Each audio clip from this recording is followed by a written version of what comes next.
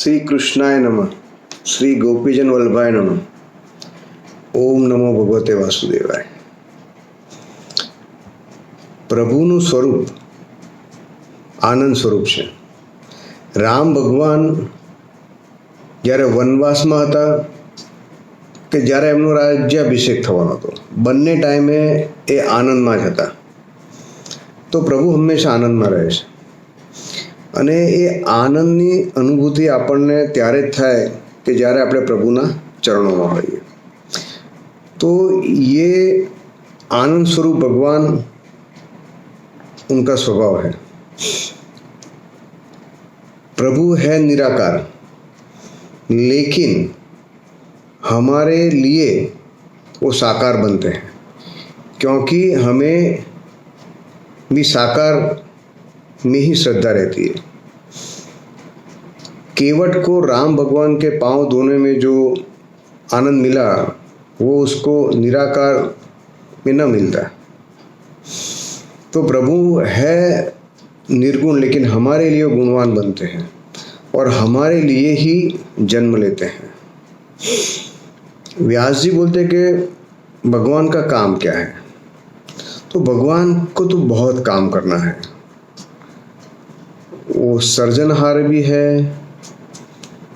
वो मेंटेन भी करते हैं और डिस्ट्रॉय भी करते हैं. गॉड शब्द में तीनों का मीनिंग आ जाता है. तो जब एक मकान बनता है, हम कहीं एक बंगला देखते हैं तो सोचते हैं कि ये बंगला किसने बनाया होगा, कितना सुंदर है. तो एक छोटा सा मकान बनाने के लिए भी कोई आदमी चाहिए, बनाने वाला चाहिए. तो ये तो पृथ्वी कितनी सुंदर बनाई है. तो नेचुरली वो पृथ्वी को भी कोई बनाने वाला, ये पर्वतें, ये नदियाँ, ये फल फलादि, हमको खुद को, आदमी को कोई ना कोई तो बनाने वाला है. तो कई लोग सोचते कि नहीं भगवान नहीं है. ऐसा नहीं है, कोई तो बनाने वाला है और हमारी श्रद्धा है तो भगवान हमारे सामने है. दूसरी बात है कि कोई गाड़ी जा रही है तो गाड़ी ऐसे तो जाएगी नहीं, कोई ड्राइवर तो चलाने वाला होगा. तो ये जो ड्राइवर जो चलाने वाला है वो ही भगवान है, ये दुनिया को चलाने वाला. और अभी जैसे कोरोना चलता है, हम उसको प्रलय कहते हैं. तो जब विनाश होता है तो विनाश करने वाला भी भगवान ही है. राष्ट्रपति चुटनी रखते हैं, चुटनी होती है और इलेक्शन में फिर वो अपने वड़ा प्रधान और सबका नियुक्ति करते हैं और टाइम आने पे उसको बर्खास्त भी कर देते हैं. जैसे खेडूत है, वो बहुत मेहनत करके अन्न को पकाता है, उसमें बहुत मेहनत करने के बाद अन्न पकता है और फिर जब अन्न की वो लड़नी कर लेता है, जब वो पाक को ले लेता है, फिर वो उसको डिस्ट्रॉय भी कर देता है, क्योंकि फिर से उसको नया पाक लेना है. तो उसी तरह भगवान का है. जब लगता है कि नहीं अभी बहुत ही तूफान हो रहा है, बहुत गड़बड़ी हो रही है, तो फिर वो भूकंप डाल देता है, कहीं ज्वालामुखी फट जाता है, कहीं ऐसा वायरस आ जाता है जैसे 1920 में आया था या 2020 में आया. तो एक साथ बहुत सारा साफ कर लेता है. तो ये भगवान का काम है कि रचना करना, फिर उसको चलाना और फिर उसका लय करना.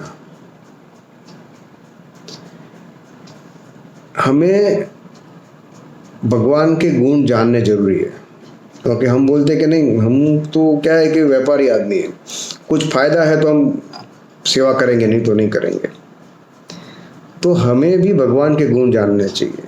जिससे अपने को शादी करनी है उसके गुण जानने जरूरी है भैया. और पहले से नहीं जाने तो फिर जिंदगी फिर पछताने की बारी है. तो भगवान का गुण क्या है. तो पुष्टि मार्ग में महाप्रभु जी, यमुना जी और अपने श्री जी बाबा कृष्ण भगवान, तो इनके गुण क्या है. हमारे दुख दूर करने का. क्योंकि कन्हैया भी श्याम, यमुना जी भी श्याम, लेकिन दोनों के गुण क्या?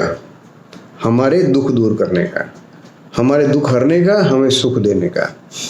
हमारा तो कैसा है भाई कि मैं तो मरूं लेकिन तेरे को लेके मरूं, मैं दुखी तो हूं लेकिन दूसरे 100 को दुखी करूंगा तब जाके मुझे शांति मिलेगी। तो ये गलत बात है। ये बात से हमें दूर रहना है। हमें सबको सुखी देखना है और सुखी करना है, किसी को दुखी नहीं करना है। महाप्रभु जी हमें ठाकुर जी से मिलाते हैं, हमारे उनके साथ ब्रह्म संबंध कराते हैं और हमारे दुखों को दूर करते हैं। यमुना महारानी दुख हरनी सुख देनी यमुना, तो यमुना महारानी भी हमारे लिए हमारे दुख हरने वाली है। तो ये बात हमें जान लेनी कि हमारे भगवान का स्वभाव क्या है। वो हमेशा हमारे दुख दूर करते हैं, और जो भी दुख हमें भुगतने पड़ते हैं वो हमारे कर्मों की वजह से करने पड़ते हैं। हमारा कर्म हमें को ही पीछे पड़ता है। आज मैं जो भी सुखी हूँ दुखी हूँ वो भी सब मेरे कर्मों की वजह से हूँ। अब मेरे कर्म खराब और मैं भगवान को बोलूँ कि आपने मुझे दुख दिया, ये वायरस कहाँ से आ गया है, ये कहाँ से आ गया, ये चाइना ने भेजा है, ये अमेरिका से आया, ये बाहर के लोग लेके आए, ऐसा नहीं है। जो है सो है, उसमें हमें सुखी रहना है और उसका सामना करना है। तो इसी तरह ठाकुर जी हमेशा हमें सुखी देने के लिए बैठे हैं। उसमें से दुख ढूंढना वो हमारा स्वभाव है, वो हमें स्वभाव भूलना है। तो आपका दिन बहुत अच्छा रहे। जय श्री कृष्ण, गुड डे।